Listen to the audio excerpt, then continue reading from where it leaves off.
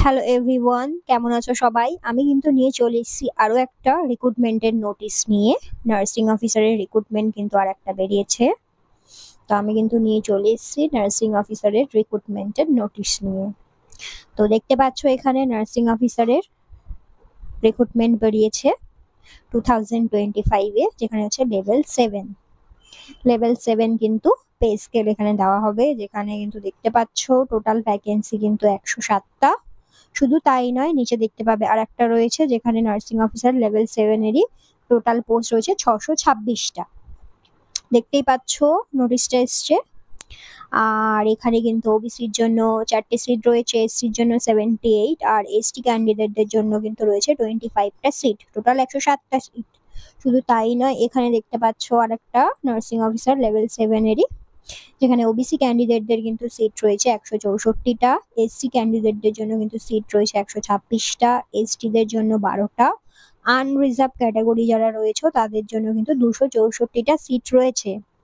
এছাড়া EWS candidate যারা রয়েছে তারাও কিন্তু এখানে অ্যাপ্লাই করতে পারবে, তাদের জন্য কিন্তু সিট রয়েছে 60টা। টোটাল কিন্তু দেখতে পাচ্ছ রিক্রুটমেন্টের সংখ্যা কত, টোটাল 626। তাই দেখতেই পাচ্ছ এখানে নার্সিং অফিসার রিক্রুটমেন্ট কিন্তু বেরিয়ে গেছে। এলিজিবিলিটি যদি দেখি কারা কারা এখানে অ্যাপ্লাই করতে পারবে, তো এখানে বিএসসি নার্সিং যারা করেছো তারা কিন্তু অ্যাপ্লাই করতে পারবে, পোস্ট বেসিক যারা করেছো তারাও অ্যাপ্লাই করতে পারবে, আর তাদের কিন্তু ইন্ডিয়ান নার্সিং কাউন্সিল বা স্টেট নার্সিং কাউন্সিলের কিন্তু রেজিস্ট্রেশন থাকতে হবে।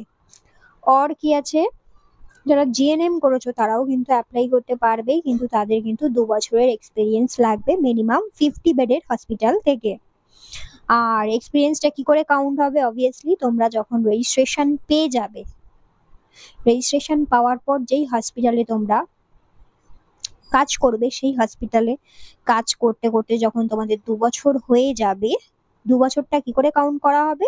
রেজিস্ট্রেশনের পর যখন তোমরা হসপিটালে ঢুকবে, সেই হসপিটালে ঢোকার যে ডেটটা রয়েছে, অ্যাপয়েন্টমেন্ট লেটার যেদিন পাবে, সেই ডেটটা থেকে এই যে অ্যাপ্লিকেশনটা বেরিয়েছে, কবে বেরিয়েছে তার ডেটটা তোমাদের দেখিয়ে দিই। এই যে ডেটটা তোমরা দেখতে পাচ্ছ, 1/4/2025, এপ্রিলের 1 তারিখ অবধি কিন্তু কাউন্ট করা হবে।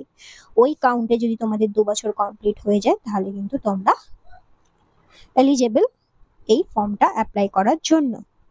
তো এটা কোথা থেকে রিক্রুটমেন্টটা বেরিয়েছে, তো তোমাকে দেখিয়ে দিই। রিক্রুটমেন্টটা কিন্তু বেরিয়েছে King George's Medical University Lucknow থেকে, উত্তরপ্রদেশ লখনৌ থেকে কিন্তু এই রিক্রুটমেন্টটা বার করা হয়েছে। নার্সিং অফিসারের রিক্রুটমেন্ট কিন্তু বেরিয়েছে। অ্যাপ্লিকেশন ডেটটা কিন্তু আমি দেখিয়ে দিলাম, 1 তারিখে কিন্তু অ্যাপ্লিকেশনটা বেরিয়েছে। আর এখানে কিন্তু ইমেল আইডি দিয়ে দিয়েছে যদি কোনো তোমাদের কোয়ারিজ থাকে, ফোন নাম্বারও দিয়ে দিয়েছে, যদি কোনো কোয়ারিজ থাকে তাহলে তোমরা কিন্তু ফোন করেও জেনে নিতে পারবে। চলে আসো দেখি। এবারে বলছে কি লাস্ট ডেট, ফর্ম সাবমিশনের লাস্ট ডেট কিন্তু May 14, 14 মে অবধি কিন্তু লাস্ট ডেট রয়েছে ফর্ম সাবমিশন করার জন্য। অনলাইন মোডে কিন্তু অ্যাপ্লিকেশন করতে হবে, তার জন্য ওয়েবসাইট রয়েছে, দেখে নাও, www.kgmu.org। এই ওয়েবসাইটে গিয়ে কিন্তু অনলাইন অ্যাপ্লিকেশনটা করতে হবে। এবারে সব থেকে বড় প্রশ্ন হচ্ছে যে যারা ওয়েস্ট বেঙ্গল গভর্নমেন্ট থেকে রয়েছে তারা কি এই লখনৌতে অ্যাপ্লাই করতে পারবে? তো হ্যাঁ, এখানে কিন্তু সব স্টেট থেকেই অ্যাপ্লাই করা যাবে। চলো তারপরে দেখে নিই। তাহলে এখানে তোমাদের দেখিয়ে দিয়েছি যে তোমাদের নার্সিং অফিসারের যে রিক্রুটমেন্ট বেরিয়েছে তার কতগুলো পোস্ট রয়েছে অ্যাকর্ডিং টু কাস্ট হিসাবে, ক্যাটাগরি ওয়াইজ কার কতগুলো সিট রয়েছে। এখানে আনরিজার্ভদের জন্য কিন্তু অনেকগুলো সিট রয়েছে, 264টা সিট রয়েছে। তো ভালো অপরচুনিটিস রয়েছে তোমাদের কাছে একটা জব পাওয়ার। চলো, অ্যাপ্লিকেশন ফি কত আছে? অ্যাপ্লিকেশন ফি যদি বলি, সেক্ষেত্রে আনরিজার্ভ, ওবিসি আর ইডাব্লিউএস ক্যাটাগরি যারা রয়েছে তাদের জন্য অ্যাপ্লিকেশন ফি আছে কিন্তু 2000 টাকা, প্লাস জিএসটি 18% জিএসটি দিয়ে কিন্তু তোমাদের দিতে হবে 2360 টাকা। আর এসসি এসটি ক্যান্ডিডেট যারা রয়েছে তাদের কিন্তু 1200 টাকা দিতে হবে অ্যাপ্লিকেশন ফি, আর 216 টাকা জিএসটি নিয়ে 1416 টাকা কিন্তু অ্যাপ্লিকেশন ফি পেমেন্ট করতে হবে। এলিজিবিলিটি কি? এলিজিবিলিটি তো আগেও আমি বললাম, এখনো বলছি যে প্রত্যেকটা ক্যান্ডিডেটদের কিন্তু উপযুক্ত সার্টিফিকেট থাকতে হবে, experience certificate plus registration. Age relaxation যদি বলি, সেক্ষেত্রে 18 থেকে 40 ইয়ার্স এজ অবধি কিন্তু তোমরা অ্যাপ্লাই করতে পারবে। মানে 18 বছর থেকে 40 বছর অবধি যারা পড়ছো তারা কিন্তু এখানে অ্যাপ্লাই করতে পারবে। আর যারা এসসি এসটি বা ওবিসি ক্যান্ডিডেট রয়েছে তাদের জন্য 5 বছরের কিন্তু এজ রিল্যাক্সেশন রয়েছে। যারা ডিসেবল ক্যান্ডিডেট রয়েছে তাদের জন্য 15 বছরের এজ রিল্যাক্সেশন রয়েছে। তোমরা এটা ভালো করে চেক করে নিতে পারো। যারা পার্মানেন্ট গভর্নমেন্ট এমপ্লয়িজ রয়েছে যারা, তাদের কিন্তু 3 ইয়ার্সের এজ রিল্যাক্সেশন, 3 to 5 ইয়ার্সের এজ রিল্যাক্সেশন কিন্তু রয়েছে।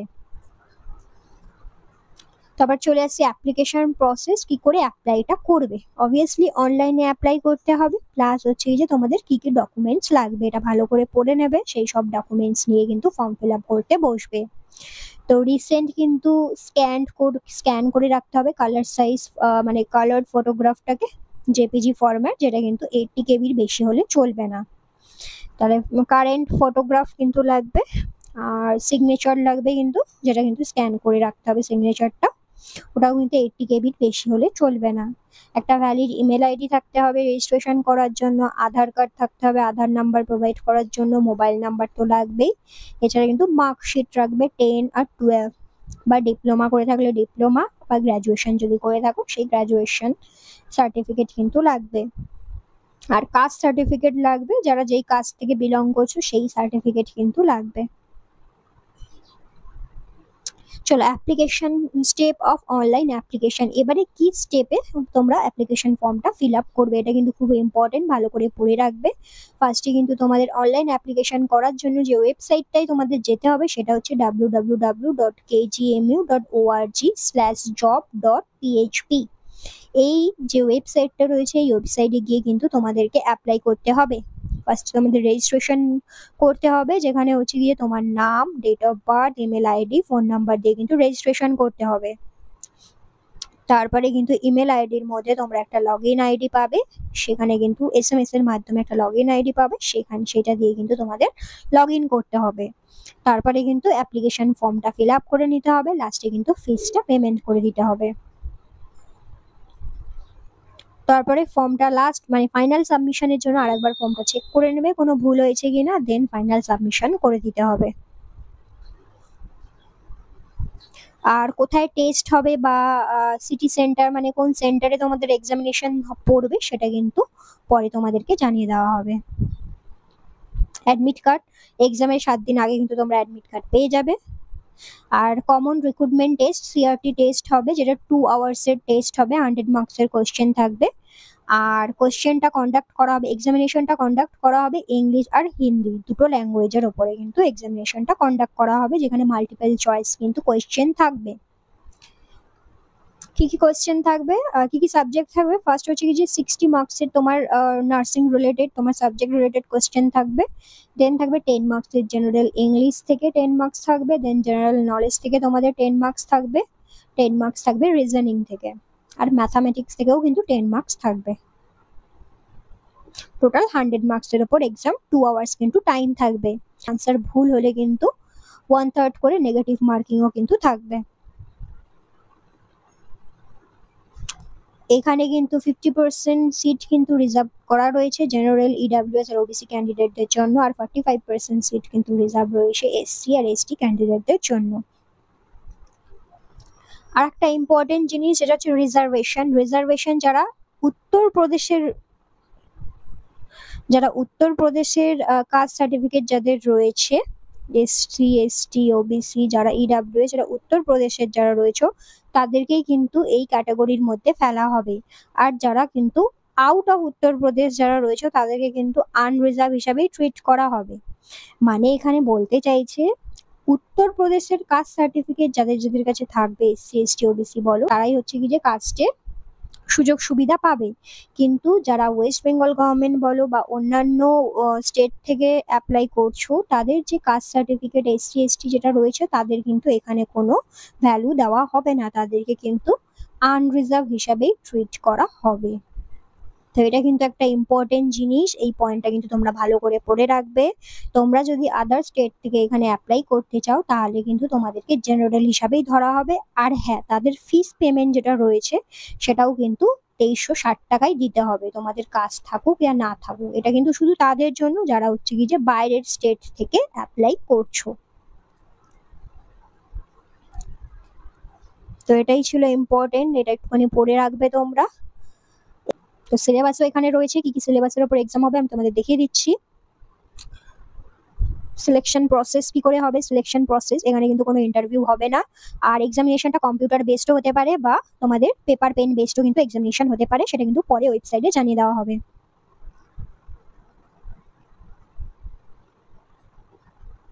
ফাইনাল মেরিট লিস্ট কিন্তু বার করা হবে, সেখানে কিন্তু তোমাদের ক্যাটাগরি ওয়াইজ র্যাঙ্ক থাকবে, সেই র্যাঙ্ক অনুযায়ী কিন্তু তোমাদের সিলেকশন প্রসেসটা হবে।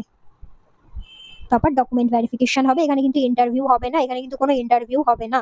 তোমাদের এক্সামের পর যারা যারা মেরিট লিস্ট বেরোবে, যারা যারা সিলেক্টেড হবে তাদের কিন্তু ডকুমেন্ট ভেরিফিকেশন হবে, কোনো কিন্তু এক্সাম মানে কোনো ইন্টারভিউ কিন্তু হবে না। দেন তোমরা অ্যাপয়েন্টমেন্ট লেটার পাবে, দেন অ্যাপয়েন্টমেন্ট লেটারের পর তোমাদের কিন্তু জবে জয়েনিং হবে। এবার চলে আসছি সিলেবাসে। তো কি কি সিলেবাসের উপর এক্সাম হবে তোমরা সিলেবাসটা দেখে নাও। এই যে syllabus for post of nursing officer, nursing অফিসারের পোস্টের জন্য কি কি সিলেবাস আছে। তো কোর্স সাবজেক্ট যেটা 60 মার্কসের উপর এক্সাম হবে সেটা হচ্ছে বেসিক সায়েন্সের উপর এক্সাম হবে। বেসিক সায়েন্স নিউট্রিশন অ্যান্ড ডায়েটেটিক্সের উপর হবে। Psychology, mental health and psychiatric nursing এর উপর হবে। Fundamental nursing, community health nursing, medical and surgical nursing, paediatric nursing and obstetric nursing, আর principal of administration and supervision, education and trends in nursing. এটার উপর তোমরা কোর্স সাবজেক্ট যেটা রয়েছে এই সাবজেক্টের উপর কিন্তু এক্সাম হবে, যেটা 60 মার্কসের কিন্তু থাকবে। বাকি 10 করে কিন্তু থাকবে তোমাদের। জেনারেল ইংলিশের উপর 10 মার্কস থাকবে, জেনারেল নলেজের উপর 10 মার্কস থাকবে, রিজনিংও 10 মার্কসের থাকবে, ম্যাথামেটিক্সও 10 মার্কসের থাকবে। তো এই হচ্ছে টোটাল সিলেবাসটা তোমাদের। তো যারা যারা অ্যাপ্লাই করতে চাইছো তারা কি করবে, অফিসিয়াল ওয়েবসাইট যেটা রয়েছে, আমি ওয়েবসাইটটা দিয়ে দিই। অফিসিয়াল ওয়েবসাইট যেটা রয়েছে সেখানে কিন্তু অ্যাপ্লাই করবে, দেন অ্যাপ্লাই করে কিন্তু অনলাইন ফর্ম ফিল আপ করবে। যদি তোমাদের কোনো কোয়ারিজ থাকে তো আমাকে কমেন্ট করতে পারো, আমি চেষ্টা করবো তোমাদের রিপ্লাই দিয়ে দেওয়ার। তো অফিসিয়াল যে ওয়েবসাইটটা, এটা হচ্ছে অফিসিয়াল ওয়েবসাইটটা, এখানে তোমরা অ্যাপ্লাই করবে www.kgmu.org। চলো তাহলে আজকের ভিডিওটা এখানেই শেষ করছি, দেখা হবে আবার নেক্সট ভিডিওতে। চলো টাটা, বাই।